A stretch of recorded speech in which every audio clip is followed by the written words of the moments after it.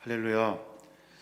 갑자기 코로나가 확산되어서 저희가 급하게 비대면 예배로, 온라인 예배를 진행하고 있습니다.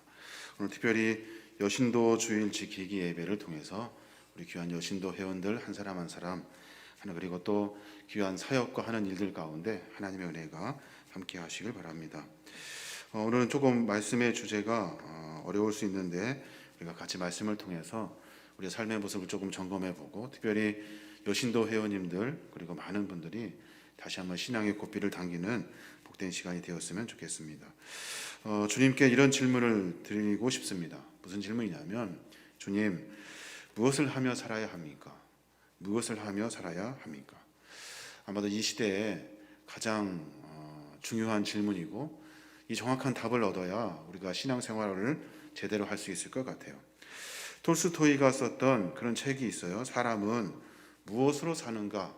라는 제목의 책이 있는데, 그 책에 보면 주제가 뭐냐면 사람은 사랑으로 산다라고 말해요. 사랑으로 산대요. 그 말도 좀 일리가 있는 것 같아요. 김상용 시인이 쓴 그 왜 사냐고 물으면이라는 시가 있어요. 그 시에 보면 그저 웃는다고 하더군요 라는 글귀가 있습니다. 왜 사냐면 그냥 웃는데요. 그냥 웃는 것이 삶의 답이래요. 저는 오늘 이 질문을 주님께 다시 물어보려고 합니다. 주님, 우리가 도대체 어떻게 살아야 합니까? 어떻게 살아야 합니까? 법률스님이 쓴 책이 있는데 인생 수업이라는 책이 있어요. 거기에도 역시 왜 사냐는 질문이 나옵니다. 그 스님이 그렇게 답을 하시는 것을 본 적이 있어요. 어차피 태어난 사람이 왜 태어났냐고 묻는 것은 의미가 없다. 그저 태어났으면 살아라. 왜 살아야 하는지 의미를 찾기보다 태어났다는 사실이 중요하기 때문에 그저 하루하루 즐겁게 행복하게 살면 될 것이다. 그렇게 거기다 적어 놓으셨어요. 제가 그 글을 보고 이것이 아닌 것 같은데 라는 생각이 들어요. 요즘 현대인들이 매우 설득력 있게 이렇게 다가오는 그런 문장이 있는데, 그것이 뭐냐면 You only love once라는 영어예요. 뭐냐면 너는 단 한 번만 산다. 단 한 번만 산다. 그러니까 인생 어차피 다 한 번만 사는 거니까 한 번밖에 없는 인생, 하고 싶은 거 하면서 멋대로 살아라. 그래서 욜로족이라는 그런 신조어가 생겼대요. 정말로 인생 이렇게 살면 될까요? 인생 도대체 어떻게 살아야 할까요? 이어령 교수가 쓰신 책 중에 인생은 의미로 산다라는 글을 쓰신 적이 있어요. 인생은 의미로 산대요. 그 말이 무슨 말이냐면, 나는 왜 사냐고 묻는다면 뭐뭐뭐 때문에 산다. 이 말을 할 수 있어야 된대요. 굉장히 가깝게 다가오는데, 왜 사냐면 뭐뭐뭐 때문에 산다. 의미를 이렇게 찾아야 한다는 거죠. 사람이 이렇게 눈을 깜빡입니다. 깜빡깜빡 하잖아요. 근데 이 깜빡깜빡 하는 것을 과학적으로 증명할 수 있대요. 무슨 말이냐면, 눈이 왜 깜빡이냐면 뭐가 들어갔으니까 반사신경에 의해서 자동적으로 깜빡인다. 근데 사람은 그냥 자연적으로 과학적으로 어떤 반응에 의해서 움직이는, 생활하는, 삶을 살아내는 그런 존재가 아니에요. 남녀 간에 사랑하는 사람들이 있을 때 서로 이렇게 윙크를 하잖아요. 윙크. 과학적으로 설명하면 이렇게 근육이 서로 잡아다니고 당겨서 눈이 깜빡이는 거예요. 근데 거기에다가 의미라는 것을 부여하는 거예요.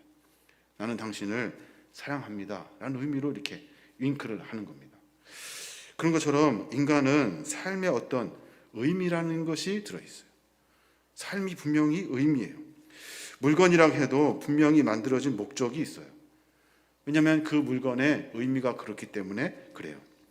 세상이 자꾸만 어떤 것들 의미가 없다. 뭐 그냥 대충 살아도 된다. 어차피 인생 한 번이니까 그냥 우리가 하고 싶은 거 하자라고 사람들이 그렇게 말해요. 근데 여러분 잘 아시는 것처럼 우리는 의미를 가지고 살아가는 사람이에요. 그리스도인은 그리스도의 의미가 있어요. 신앙인들은 신앙인의 의미가 분명히 있는 거예요. 세상에 의미가 없는 물건은 하나도 없어요. 모두가 다 의미를 가지고 살아가게 되는 겁니다. 제가 읽은 책 중에 단순한 기쁨이라는 책이 있어요. 그 저자가 누구냐면 아베 피에르라는 신부님이에요.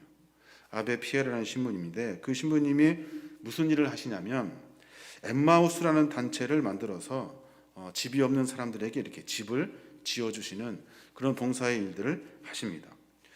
어느 날 그 신부님에게 조르주라는 한 청년이 찾아와요. 그 청년이 그 신부에게 그렇게 말했대요. 자기 인생을 설명하면서 저는 죽으려고 합니다. 저는 죽으려고 합니다. 그런데 매번 죽으려고 했을 때 실패했대요. 미수로 고쳤다는 거예요. 이제 앞으로 다시 마음을 다잡고 죽으려고 합니다. 그러니까 신부님이 하시는 말씀이 그래요. 잘 됐습니다. 당신 이미 죽기로 마음 먹었으니 죽을 바에야 나 한번 도와주십시오 라고 말했대요. 나 한번 도와주십시오.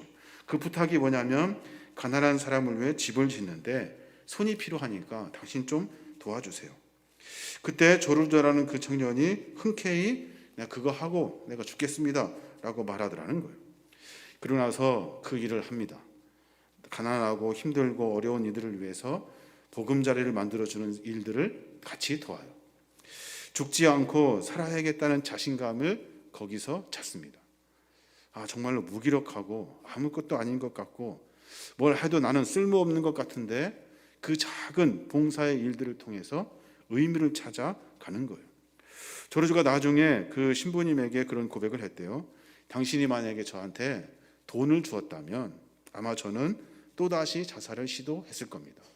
그런데 제게 필요한 것은 삶을 살아내는 방편이 아니라 살아야 할 이유를 당신이 가르쳐 주었습니다. 그렇게 말하더는 거예요. 사람은 어떤 의미를 찾을 때 그 사람에게서 엄청난 에너지가 나오게 되는 겁니다. 오늘 여신도 그 예배를 드리고 있는데 여신도나 남신도나 우리 모두가 다 신앙인으로 살아가고 있습니다. 신앙인으로 살아가는데 중요한 의미, 나는 왜 신앙인이 되었을까? 나는 왜 그리스도인일까? 라는 고민을 하셔야 돼요. 그 이유가 명확하게 세워지지 않으면 우리에게는 아무런 에너지가 그 안에 나오지 않는 거예요. 성경은 인간을 어떻게 설명하냐면 하나님의 작품이다 라고 설명합니다. 인간은 하나님의 작품이에요. 그냥 세상에 내던져진 물건이 아니라 하나님이 만드셨어요. 만드셨다는 것은 무슨 의미가 있냐면 목적이 있는 거예요. 내가 너를 만든 목적이 있을 거 아니에요. 그릇이면 그릇의 목적이 있어요. 뭐 간장을 담던 국을 담던 그릇의 목적이 있잖아요. 마찬가지로 우리는 하나님의 작품이기 때문에 우리를 통해 하시고자 하시는 하나님의 일이 있어요. 그것을 우리가 찾아가는 거예요. 에베소서 2장 10절에 보면 그런 말씀이 있어요. 우리는 그가 만드신 바라 그리스도 예수 안에서 선한 일을 위하여 지으심을 받은 자니 이 일은 하나님이 전에 예비하사 우리로 그 가운데 행하게 하려 하심이니라 라고 말해요. 무슨 말입니까? 우리를 만드신 목적이 있대요. 그 이유가 뭐냐면 예수 안에서 선한 일을 하기 위해서 우리를 만드셨대요. 선한 일이 뭐예요? 선한 일은 우리가 살아가는 목적이 되는 거예요. 목적. 어떤 일을 할 것이며 하며 살 거냐라는 것이 우리의 목적이 되는 거예요. 저는 오늘 본문을 통해서 세 가지 정도만 고민해 봤습니다. 세 가지 정도. 우리가 무엇을 하며 살아야 하는가? 우리가 어떻게 살아야 하는가에 대한 질문. 답이 명확하지 않을 수도 있습니다만은 우리가 어떻게든지 이 질문에 대해서 답을 찾으려고 삶을 몸부림쳐야 하는 거예요. 그 첫 번째 뭐냐면 우리가 왜 살아야 합니까? 무엇을 하며 살아야 합니까? 라는 질문에 하나님은 우리를 하나님의 형상을 이루며 살으라고 말씀하고 계셔요. 하나님의 형상. 조금 더 쉽게 말씀드리면 하나님을 닮아서 살아라 라고 말씀하시는 거예요. 너무나 애매합니다. 이 말이 좀 이해가 되지 않는데 하나님을 닮으라는 말은 하나님이 원하시는 뜻대로 살아가라는 말이에요. 모든 물건에는 재료가 있죠. 그 재료를 가지고 어떤 형상을 만듭니다. 예를 들어서 나무가 있어요. 그 나무를 가지고 대들보를 만들잖아요. 그 대들보를 가지고 집을 만들어요. 이게 그 나무가 될 수 있는 의미의 삶이에요. 그래서 대들보를 가지고 집을 만들고 그 집 속에 사람들이 살아요. 기독교인도 마찬가지입니다. 우리가 흙으로 만들어졌잖아요. 흙으로 만들어진 것이 우리의 재료예요. 근데 우리는 하나님의 형상으로 만들어졌어요. 하나님의 형상으로 만들어졌다는 것은 우리의 최종적인 목적은 하나님을 닮아가야 하는 거예요. 하나님 어떻게 생겼습니까? 라고 물으면 하나님은 우리와 같이 생겼어요. 왜 우리가 하나님을 닮았을까요? 왜 우리가 하나님처럼 생겼을까요?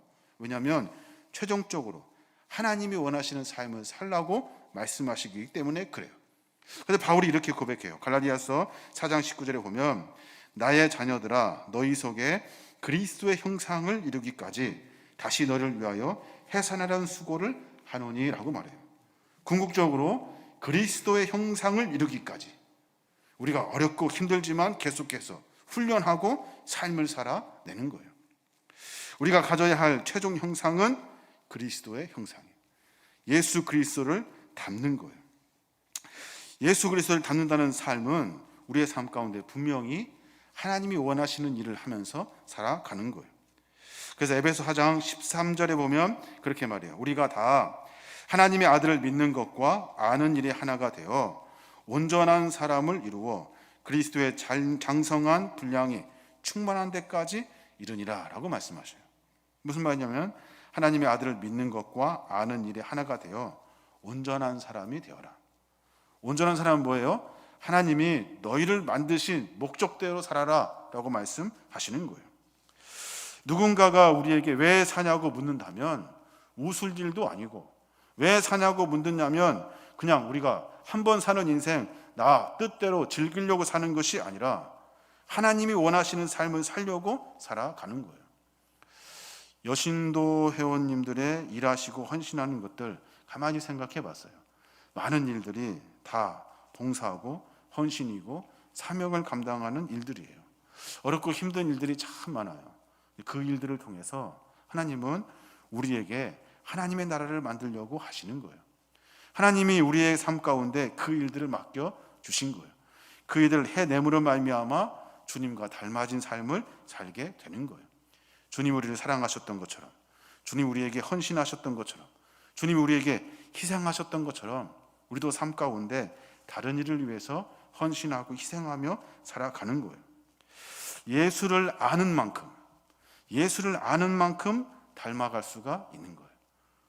예수를 모르면 닮아갈 수가 없죠. 안다는 것은 삶을 만들어내는 기초가 돼요. 재료가 되기 때문에 그래요. 그래서 바울이 그렇게 말해요. 빌립보 3장 8절에 그렇게 말하는데 모든 것을 해로 여김은 내 주 그리스도 예수를 아는 지식이 고상하기 때문이라. 내가 그를 위하여 모든 것을 잃어버리고 배설물로 여김은 그리스도를 얻는다라고 말씀하셔요. 모든 것을 다 해로 여긴대요. 왜냐하면 해로 여기는 이유는 예수 그리스도를 알 수 있기 때문에. 내가 다른 것들을 다 배설물로 여기는 이유는 예수 그리스도를 아는 것이 가장 중요하기 때문에. 왜 예수를 아는 것이 중요합니까? 예수를 아는 만큼 그를 닮을 수 있기 때문에 그래요. 저는 우리의 삶 가운데 주님이 어떤 분인지, 주님이 무슨 일을 하시려고 하시는지, 주님의 마음이 어떤지, 그리고 우리의 삶 가운데 무엇을 우리에게 요구하시는지를 고민하며 살아야 하는 거예요. 그게 어렵고 힘든 일이지만 비록 우리의 삶에 여러 가지 일들로 분주하지만 그 일을 만들어내어야 하는 겁니다. 사람은 결코 헛되이 사는 시간들이 아니에요. 우리의 사는 시간, 우리의 사는 삶의 여정들은 하나님이 우리를 통해서 원하시는 것이 있는 거예요. 예수님이 친히 우리에게 그렇게 말씀하셔요. 마태복음 5장 16절에 보면 이같이 너희 빛이 사람 앞에 비치게 하여 그들로 너희 착한 행실을 보고 하늘에 계신 너희 아버지께 영광을 돌리게 하라라고 말씀하셔요. 우리가 살아가는 삶의 모습을 통해서 빛이 난대요. 이것을 다른 사람들에게 비추래요. 이 빛은 어디에서 왔습니까? 예수 그리스도를 닮는 곳에서 빛이 온 거예요. 이 빛을 드러냄으로 말미암아 우리의 작은 일들을 통해서 우리가 우리의 삶을 통해서 하나님께 영광을 돌리며 살게 되는 거예요. 우리가 살아가는 첫 번째 이유는 예수님을 닮아가는 거예요. 매번 생각할 때마다 내가 예수님이 어떤 일을 하셨는지, 예수님이 무엇을 원하시는지, 예수님이 도대체 하고자 하시는 것이 무엇인지 우리가 예수님의 손과 발이 되어 삶을 살아내는 거예요. 이게 바로 그리스도의 삶입니다. 또 하나 더 고민해 볼 것이 있는데 어떻게 하면 무엇을 하여야 우리가 무엇을 하며 살아야 할까? 두 번째로는 하나님의 영광을 위해 살아가는 거예요. 우리 교회 표어도 하나님의 영광을 위해서잖아요. 하나님의 영광을 위해서. 그냥 막연한 이야기 같고 매번 듣는 이야기 같지만 이 말은 우리의 삶의 모습을 점검하는 모습이에요. 고린도전서 10장 31절에 보면 그렇게 말해요. 그런즉 너희가 먹든지 마시든지 무엇을 하든지 다 하나님의 영광을 위하여 하래요. 먹든지 마시든지 무엇을 하든지. 이 구절을 보면 먹는데도 목적이 필요해요. 마시는데도 목적이 필요하고 무엇을 할 때마다 목적이 필요해요. 그 목적이 뭐냐면 하나님의 영광을 위해서요. 먹든지 마시든지 하는 일들은 아마 우리의 일상을 말합니다. 일상. 내가 무엇을 먹든지 내가 무엇을 마시든지 무엇을 하든지 모두가 다 우리의 일상을 의미하고 있어요. 이 일상은 두 가지 의미가 있어요. 하나는 내 육체를 위해 먹느냐, 내가 좋을 대로 마시느냐, 내가 오로지 하나님의 영광을 위해 사느냐, 이것이에요. 내가 먹는 것이 나를 위해서 먹느냐. 또 하나는 내 삶을 통해서 내가 무엇을 하는 그 삶을 통해서 도대체 누가 드러나냐? 내가 드러나냐? 나를 통해 일하시는 하나님이 드러나냐? 먹을 때, 마실 때 매 순간순간마다 나를 위해 먹고 나를 위해 마시지 않습니다. 우리는 주님을 위해서 먹고 마셔요. 먹고 마신다는 것은 우리의 에너지, 우리의 육체적인 삶의 모든 습관과 모든 것들을 말해요. 이 모든 것들이 전부 다 하나님에게 집중되어 있는 거예요. 또 그런 말미암아 하는 모든 일들도 역시 나가 드러나는 것이 아니라 하나님이 드러나게 되어 있는 거예요. 바울의 주장에 따르면 우리가 모든 것은 하나님으로부터 온 것이기 때문에 우리의 삶의 모든 것은 하나님이 주인이 되어야 하는 거예요. 이것이 사실 이렇게 쭉 풀어서 이야기하면 그냥 그런가 보다 하지만 삶을 가만히 생각해 보십시오. 제가 먹는 것 나를 위해서 먹습니다. 내가 좋은 건 먹어요. 내가 먹고 싶은 거 먹고 그리고 또 내가 하고 싶은 대로 삽니다. 우리 모든 일상의 상황 가운데 무엇이 드러나는 거예요? 내가 드러나는 거예요. 내가 하고 싶은 대로 하는 거예요. 그런데 하나님의 영광을 위한 삶은 나를 통해서 하나님이 드러나는 삶이에요. 무엇을 하며 살아야 할까요? 나를 위해 살아야 할까요? 아니요. 그리스도인들은 내 삶을 통해서 하나님이 드러나는 삶을 살아야 하는 거예요. 어려운 일입니다. 그러나 우리의 삶의 기준, 내가 이 일을 시작하기 전에 생각하셔야 돼요. 내가 드러나는지 하나님이 드러나는지. 그러면 우리의 삶의 방향을 정해질 수 있는 거예요. 마지막 한 가지 더 고민해 보면 어떻게 무엇을 하며 살아야 합니까? 라고 할 때 저는 찬송이 되었으면 좋겠어요. 찬송하십시오 라고 말하는 것이 아니에요.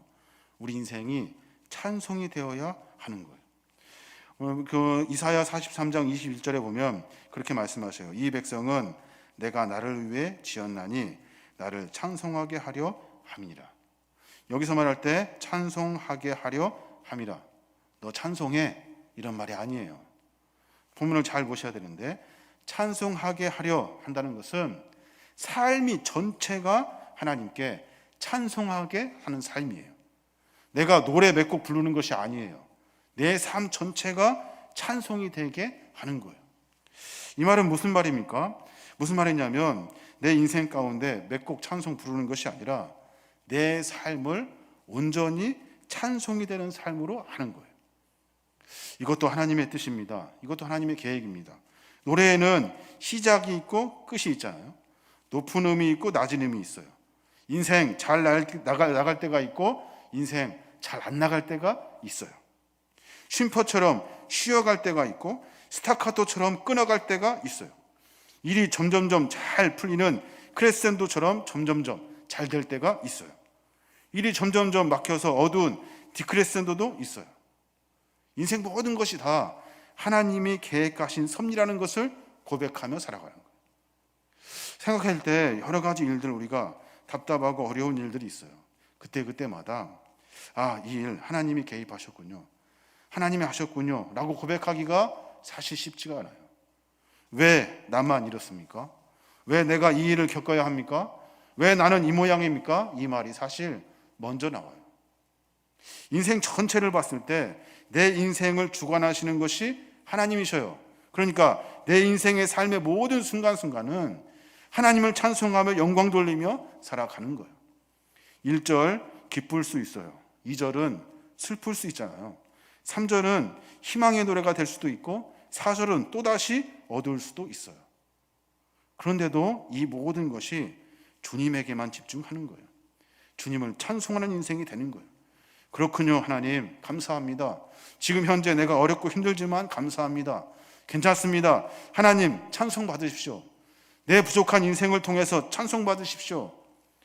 외로이 혼자 부를 때도 있고 배우자를 만나서 듀엣으로 부를 때가 있잖아요. 자녀들이 있어서 사중창으로 부를 때가 있어요. 이 모든 삶의 여정이 전부 다 찬송이 되어야 하는 거예요. 그러다가 배우자가 먼저 세상을 떠나면 자녀들이 출가하면 이제 독창을 부를 때도 있잖아요. 그때마다 내 인생의 모든 것들이 다 주님에게 집중하는 거예요. 저희 아버지도 이제 혼자 계셔서 혼자 예배 드리셔요. 혼자 가정 예배를 드리시는데 혼자 독창하신대요.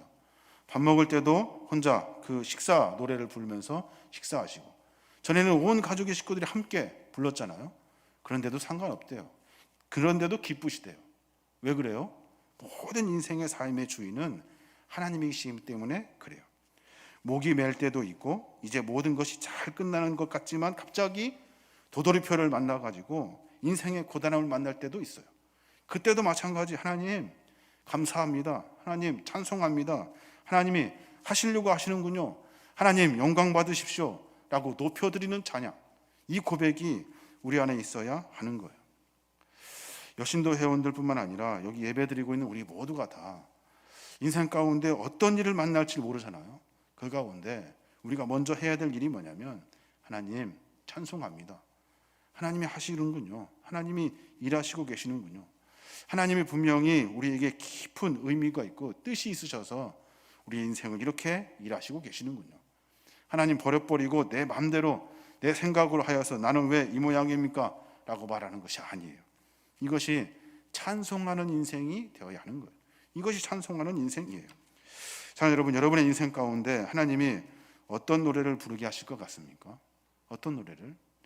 어떤 사람은 어려운 힘든 여정 가운데, 반복되는 힘든 가운데 다른 사람 볼 때 참 눈물을 많이 흘리는 인생으로 살지만 그 가운데 하나님은 깊은 그 신앙의 고백의 찬송을 받으시기를 원하시는 거예요. 이게 우리의 인생이 되어야 하는 겁니다. 인생 전체가 하나님의 노래가 될 수 있도록 하는 거예요. 여신도의 사역도 우리의 사역도 마찬가지입니다. 어렵고 힘든 일들이 많이 있어요. 여러 상황 가운데 삶의 조건들 때문에 하나님의 사역이 뒤로 밀릴 때가 참 많아요. 근데 그때마다 우리의 삶이 하나님을 위한 삶이라 한다면 이 과정도 역시 하나님이 나를 통해서 찬송받기 원하시는 하나님의 주제라면 우리가 그렇게 살아가는 거예요. 이것이 바로 우리 신앙인들이 고백하는 삶이에요. 우리의 의미는, 삶의 의미는 주님에게 있는 거예요. 나에게 있지 않아요. 다른 것에 있지 않는 거예요. 사랑하는 여러분, 우리가 어떻게 살아야 할까요? 물을 때 하나님은 우리로 하여금 나를 닮으라 말씀하셔요. 하나님의 형상을 닮아서 하나님이 원하시는 것이 무엇인지 고민하며 사는 거예요. 저는 예수님이 어떤 마음을 가지실지, 예수님의 마음이 무엇일지에 대한 고민을 늘 하고 있습니다. 부족하지만 몸부림치면서 하려고 해요. 그래야만이 이 시대와 삶 가운데 하나님이 원하시는 삶을 부족한 우리들을 통해서 이룰 수 있기 때문에 그래요. 뭐 어떤 크고 화려하고 대단하고 높고 이런 것이 중요한 것이 아니에요. 주님이 어떤 마음을 하고 계실지, 어떤 마음을 품으실지를 우리가 고민하고 생각하는 거예요. 또 하나님의 영광을 위해 사는 거예요. 먹는 것도 마시는 것도 삶을 살아내는 것도 우리가 신경 써야 할 일도 하나님의 영광이에요. 하나님의 영광 받으실 일이라면 우리가 가는 거예요. 하는 거예요. 해보는 거예요. 이게 인생의 삶은, 신앙인들이 사는 삶은 삶의 의미가 되는 거예요. 그리고 마지막 말씀드렸던 인생의 멋진 찬송, 가끔 기분 좋을 때 부르는, 가끔 우울할 때 찾는 그런 것들이 아니라 처음부터 끝까지 찬송하는 인생이 되어야 하는 겁니다. 저와 여러분이 그런 인생을 살았으면 좋겠습니다. 마지막으로 로마서 14장 8절 말씀이 있어요. 같이 읽고 말씀 같이 나누도록 하겠습니다. 같이 읽겠습니다. 시작. 우리가 살아도 주를 위하여 살고 죽어도 주를 위하여 죽나니 그러므로 사나 죽으나 우리가 주의 것이로다. 아멘. 살아도 주를 위해서, 죽어도 주를 위해서, 사나 죽으나 우린 누구 것입니까? 주님의 것입니다. 우리의 삶의 의미와 존재의 목적은 주님에게 있는 거예요. 저와 여러분이 그런 고민을 가지고 우리의 삶을 살아내시는 우리 귀한 여신도 회원님들 그리고 믿음의 종들 되시길 주님의 이름으로 축원합니다. 아멘.